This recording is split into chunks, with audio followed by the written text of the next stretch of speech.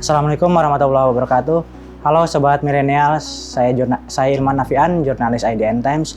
Hari ini saya akan ngobrol dengan narasumber yang spesial. Narasumber hari ini ada Bapak Wakil Menteri Desa, Pembangunan Daerah Tertinggal dan Transmigrasi sekaligus Ketua Umum Projo, Bapak Budi Aristiadi. Halo Pak Selamat Budi. siang, salam sehat. Apa kabar Pak? Baik, sehat. Terima kasih waktunya untuk bisa ngobrol bareng IDN Times Pak. Pak Budi dan Sobat IDN Times, hari ini kita ngobrol topiknya mengenai manuver politik Projo jelang 2024. Pak Budi, untuk pekan kemarin kan lagi ramai nih Pak, Projo diundang ke KIB. Iya. Nah itu awal mulanya Projo bisa diundang itu gimana sih Pak? Bisa diceritakan Pak? Begini loh, kami kan bersahabat, berkomunikasi dengan seluruh elemen dan komponen bangsa termasuk partai politik, dalam hal ini Golkar, PAN dan P3, dan kebetulan kami secara pribadi juga berkomunikasi intensif dengan Ketua Umum Golkar, teman-teman Golkar yang lain, kolega saya Menteri Menpora, Pak Agus Gumiwang, Mbak Nurul, Arifin, Mbak Mutia, banyaklah teman-teman saya di Golkar yang memang kita komunikasi intensif dan sering bertukar pikiran tentang banyak hal, begitu loh. Baik, tapi yang mengundang secara khusus dari partai ya, mana Pak Erlangga, Pak Golkar dan Mbak Nurul, begitu. Pak, dalam pertemuan itu Projo ada ngomongin soal capres nggak sih Pak? Oh belum, kan di KIB itu sendiri kan belum mengerucut nama capres dan cawapresnya. Dan saya ditanya, gimana ngomongin capres dan cawapres, ya kita ikut arahan dan tegak lurus Pak Jokowi, ojo ke susu. Jadi kita ora ke susu, begitu. Pak, ini kan dengan pertemuan Projo dan KIB ini ada rumor, ada isu kalau misalkan Projo bakal tidak setia lagi dengan Pak Jokowi. Apakah itu benar Pak? Oh ya nggak mungkin dong. Kita tegak lurus dan tunduk dan taat pada perintah Pak Jokowi justru. Kan Pak Jokowi Ketua Dewan Pembina Projo. Masa kita diisukan untuk tidak loyal? Emang kenapa? Orang kita ke sana juga udah izin dulu kok untuk ke sana. Itu respon Pak Jokowi ketika ya lanjutkan aja. Ini kan izin lanjutkan itu Pak. Koalisi atau kerjasama politik dari semua komponen bangsa, apalagi dilakukan oleh partai politik yang memiliki hak konstitusi untuk mencalonkan capres dan cawapres, kan bagus-bagus saja. Dan ini menurut saya, hemat kami, manuver KIB ini adalah manuver politik yang cerdas, begitu loh.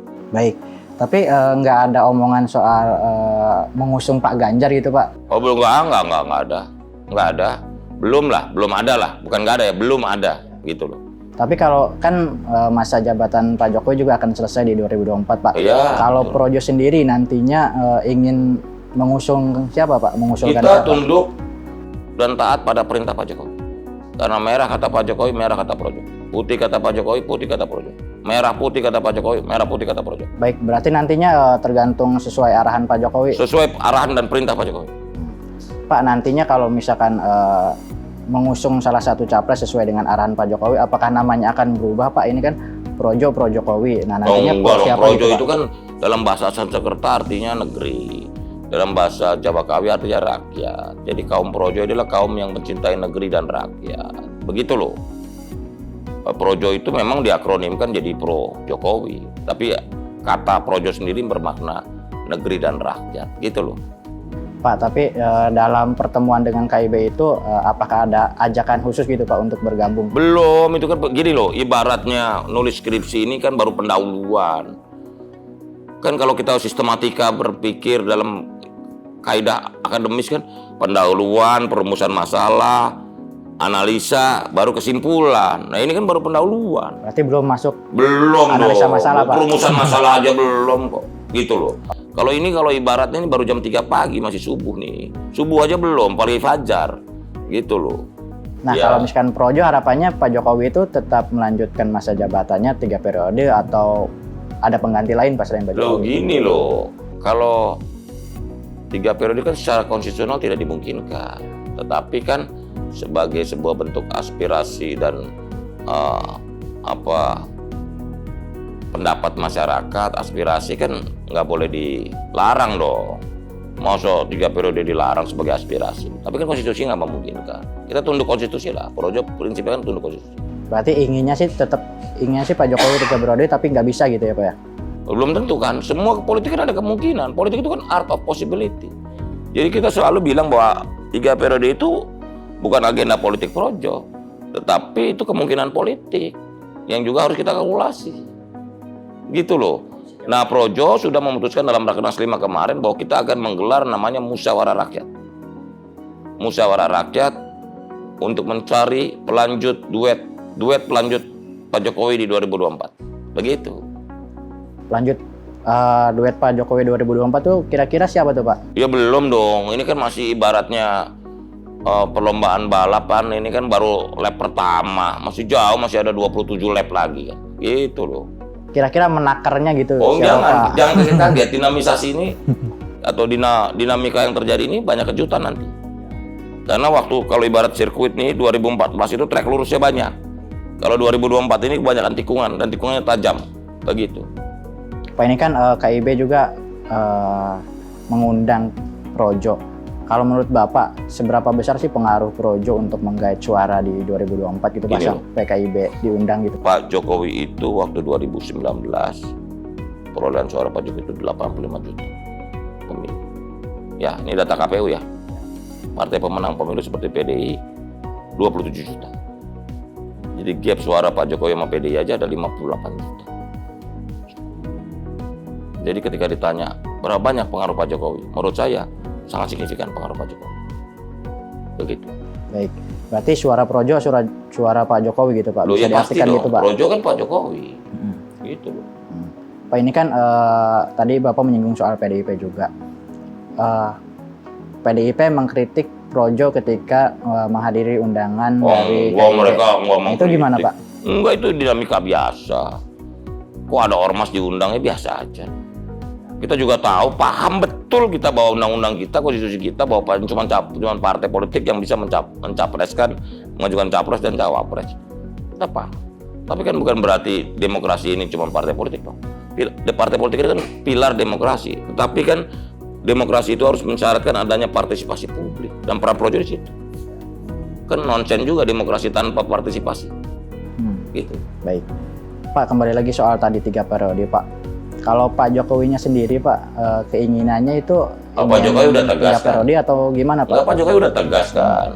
Kan akhir-akhir ini di 2022 beliau juga hanya bilang taat konstitusi, tapi kalau misalkan konstitusinya nanti di tengah jalan berubah bisa 3 periode. Loh, itu kan kemungkinan, hipotesa, kemungkinan. Kita harus siap-siap aja, jangan terkaget gitu loh.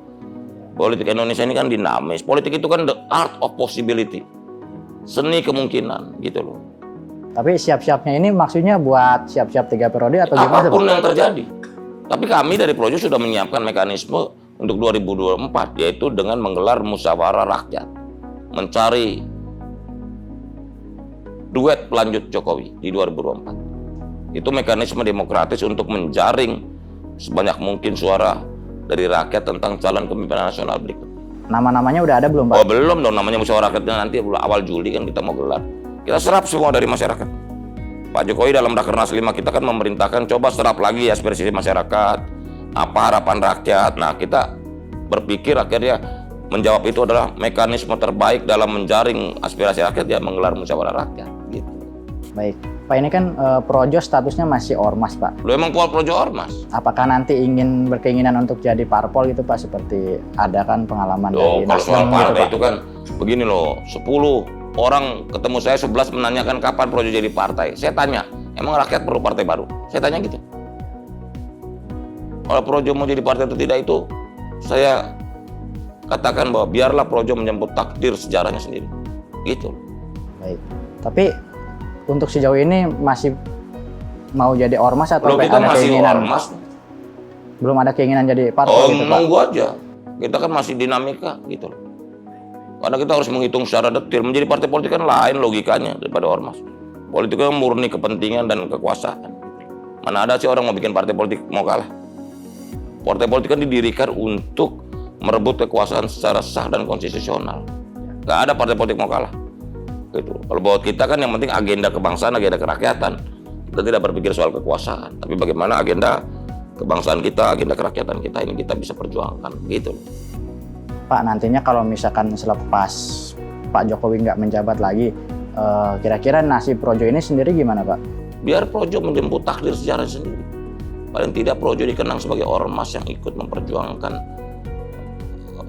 terwujudnya pemimpin rakyat dengan agenda kerakyatannya, begitu loh. Tapi kan kalau misalkan nantinya kemungkinan ada perbedaan nggak Pak pilihan Pak Jokowi dengan PDIP ke depannya Pak? Kan sekarang dirumorkan isu Pak Jokowi dengan Bu Mega itu agak renggang itu Pak diisukan. Enggak, itu kan isu Bu Mega sama Pak Jokowi renggang kan cuman apa pikiran-pikiran banyak orang yang tidak menyelami apa hubungan Bu Mega dan Pak Jokowi. Saya nggak yakin Bu Mega sama Pak Jokowi bahwa ada perbedaan pendapat, itu biasa kan, gitu loh. Kalau merenggang enggak, saya pikir. Pak, nantinya kan ini masih penjajakan Projo ini dengan parpol lain Pak. Kalau misalkan diundang dengan parpol lain gitu, apakah Projo masih mau gitu Pak? Kita kalau diundang, maksud kita nggak datang. Tapi belum melabuhkan keinginannya. Gini loh, kita kan yang penting kan komunikasi yang intensif dan komprehensif tentang banyak perumusan, tentang banyak permasalahan kebangsaan kita, gitu. Kalau diundang partai lain, kalau kita waktunya pas, pasti kita hadir. Kita nggak membatasi diri. Kita terus bertekad untuk menjalin komunikasi dengan seluruh elemen dan komponen bangsa.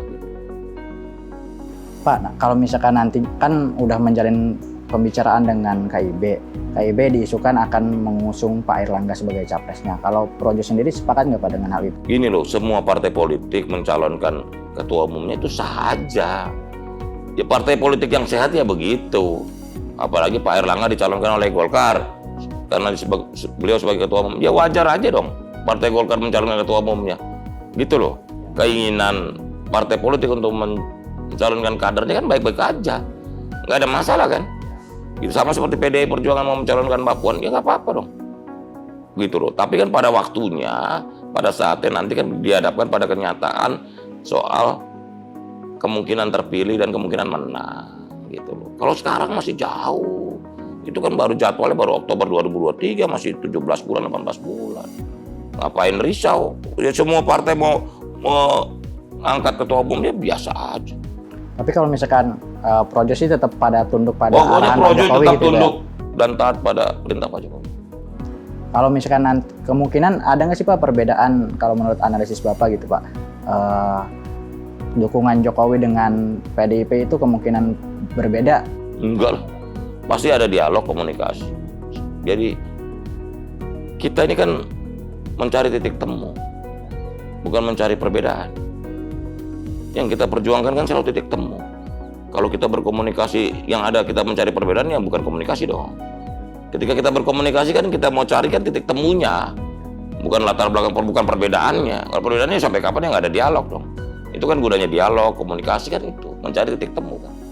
Baik Pak. Kalau misalkan nantinya Pak ke depan, Projo inginnya gabung ke partai mana Pak selain arahan Pak Jokowi Pak? Oh kita ikut aja tunduk. Ini kan dinamika masih terjadi. Kita mengalir aja lah, begitu loh. Pokoknya yang terbaik buat bangsa, terbaik buat rakyat kita ikut. Karena itu perjuangan kita adalah setia di garis rakyat. Gitu. Baik Pak Budi, terima kasih Pak untuk ngobrol hari ininya Pak sudah selesai. Baik Sobat Milenial, terima kasih sudah menyaksikan acara ngobrol seru dengan Bapak Budi Ari Setiadi. Jangan lupa subscribe, komen, dan like di seluruh media sosial IDN Times. Terima kasih. Assalamualaikum warahmatullahi wabarakatuh.